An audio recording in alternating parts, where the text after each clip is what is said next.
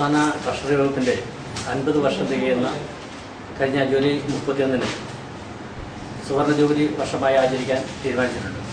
ഇതിൻ്റെ ഭാഗമായി ഇന്നലെ സംസ്ഥാന തലത്തിൽ ബഹുമാനപ്പെട്ട ധനകാര്യ വകുപ്പ് മന്ത്രി ഉദ്ഘാടനം ചെയ്തുകൊണ്ട് ആഘോഷ പരിപാടികൾക്ക് തുടക്കമായി കഴിഞ്ഞു. നമ്മുടെ സബ് തലത്തിൽ ഈ മാസം 23-ാം തീയതി മറ്റന്നാൾ ഉച്ചകഴിഞ്ഞ് 3 മണിക്ക് ഇടപാടുകാരെ പങ്കെടുപ്പിച്ചുകൊണ്ട് ഒരു കസ്റ്റമർ മീറ്റ് സംഘടിപ്പിക്കാനും അതോടൊപ്പം തന്നെ ഏറ്റവും മുതിർന്ന 5 പെൻഷൻകാരെ പൊന്നാട അണിയിച്ച് ആദരിക്കാനും തീരുമാനിച്ചിട്ടുണ്ട്.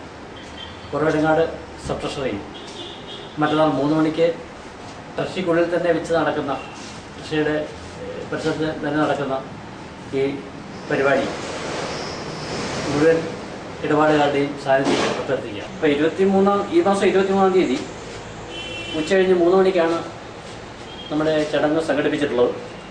അതിൽ 5 സീനിയറായിട്ടുള്ള പെൻഷൻകാരെയാണ് ആദരിക്കുന്നത്.